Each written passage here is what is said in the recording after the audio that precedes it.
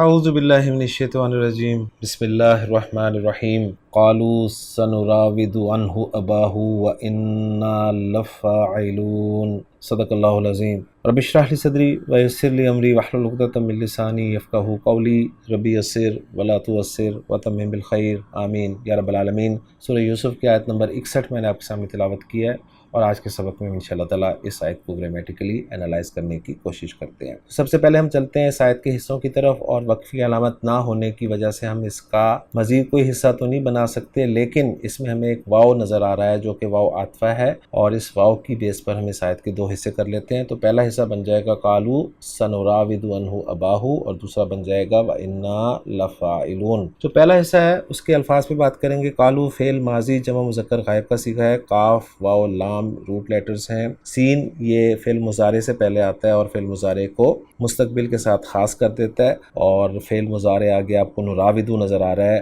علامت مضارع پیش والی ہے، اور چار پاسبلٹیز میں سے اگر ہم اس کو ٹیسٹ کریں تو نہ تو یہ مجہول ہے، نہ ہی باب تفعیل ہے، ہاں باب مفعلہ ہے، اس لیے کہ میں فا اور عین کلمہ کے درمیان میں الف نظر آ رہا ہے۔ را واو دال مادہ باب مفعلہ سے بہت دفعہ سورہ یوسف میں یہ فعل استعمال ہو چکا ہے۔ ان حرف جر ہے جس کے ساتھ ضمیر مجرور متصل لگی ہوئی ہے واحد مذکر غائب کی۔ ابا یہ ابو کی منصوب فارم ہے، اور اب کا لفظ جب مضاف ہو کر استعمال ہوتا ہے تو منصوب فارم میں ابا ہوتا ہے، اور ابا کے ساتھ ضمیر مجرور متصل واحد مذکر غائب کی لگی ہوئی ہے۔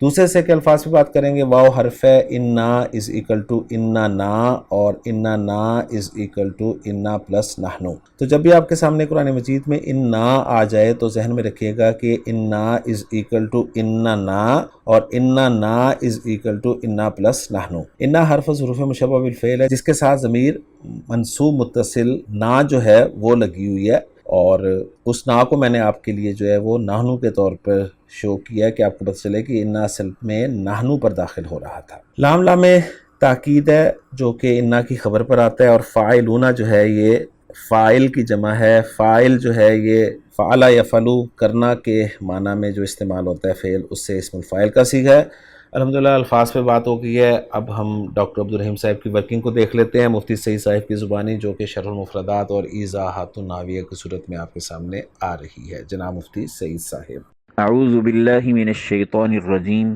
بسم اللہ الرحمن الرحیم۔ قالوا سنراود عنہ اباہ وإنا لفاعلون، صدق اللہ العظیم۔ سورہ یوسف آیت نمبر 61۔ آیت گرامی سے متعلق شرح المفردات۔ آیت کے کلمہ سنراودو کے ضمن میں عبارت ہے راودہ سبق شرحہ فی الآیت الثالثۃ والعشرین، ومعنى سنراود عنہ اباہ سنخادعہ ونستمیلہ فی رفق الی ان یترکہ یأتی معنا۔ اس عبارت میں راودہ کے ضمن میں یہ بتایا جا رہا ہے کہ اس کلمہ کی شرح آیت نمبر 23 کے تحت گزر چکی ہے۔ وراودتہ التی ہوا فی بیتہا کے ضمن میں البتہ سنراود عنہ اباہ جملے کا معنی بتاتے ہوئے کہا جا رہا ہے سنخادعہ، کہ اخوان یوسف نے، برادران یوسف نے یہ کہا کہ ہم ابا جان کو دھوکہ دے کر ان کو نرمی سے، آہستگی سے اس بات کی طرف مائل کرنے کی کوشش کریں گے کہ وہ چھوڑ دیں کہ وہ ہمارے ساتھ آئے۔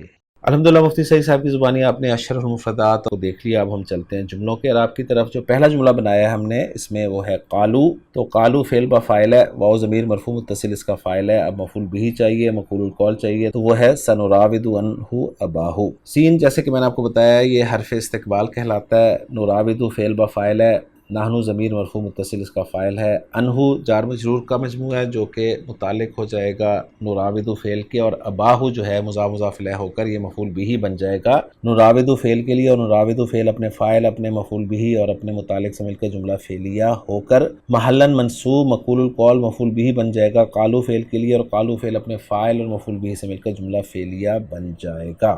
آخری جملہ اس آیت کا وہ ہے وَإِنَّا لَفَاعِلُونَ، واو کو ہم عاطفہ قرار دے دیں گے۔ انا حرف ظروف مشبہ بالفعل جس کا ایک اسم ہے جو کہ ہے نا ضمیر منصوب متصل، اور اس کے بعد انا کی خبر جو آ رہی ہے وہ ہے فاعلون، جس پر لام مزالقہ داخل ہے۔ انا کی خبر چونکہ مرفوع ہوتی ہے لہٰذا اب فاعلون آپ کو مرفوع نظر آ رہا ہے۔ انا اپنے اسم اور خبر سے مل کر جملہ اسمیہ بن رہا ہے، اور اس جملے کا عطف جو ہے ہم قالو کے مقولہ پر کر دیں گے۔ الحمدللہ ہماری اپنی ورکنگ مکمل ہو گئی ہے۔ محمود صافی صاحب کی ورکنگ پہ نظر ڈالیں گے تو قالو والے جملے کو انہوں نے لا محل لا استناف بیانی قرار دیا ہے، سنراودو کو فی محل نصب مقول القول، اور انا لفاعلون کو انہوں نے فی محل نصب معطوف علی جملہ مقول القول للتوکید قرار دیا ہے۔ تو الحمدللہ جی ہماری ورکنگ جو ہے وہ میچ کر گئی ہے محمود صافی صاحب کے ساتھ۔ اب آخری چیز آیت کے حوالے سے رہ گئی ہے وہ ہے اس کا ترجمہ۔ دیکھتے ہیں اس کا ترجمہ۔ قالو انہوں نے کہا سنراود عنہ اباہو، ہم اس کے باپ کو اس کے بارے میں ضرور آمادہ کر لیں گے، وَإِنَّا لَفَاعِلُونَ اور بے شک ہم ضرور کرنے والے ہیں۔ سورہ یوسف آیت نمبر 61 مکمل ہو چکی ہے۔ انشاءاللہ تعالیٰ اگلے لیکچر میں اگلی آیت کے ساتھ ملاقات ہوگی۔ سبحانک اللہم و بحمدک، اشہد ان لا الہ الا انت، استغفرک و اتوب الیک۔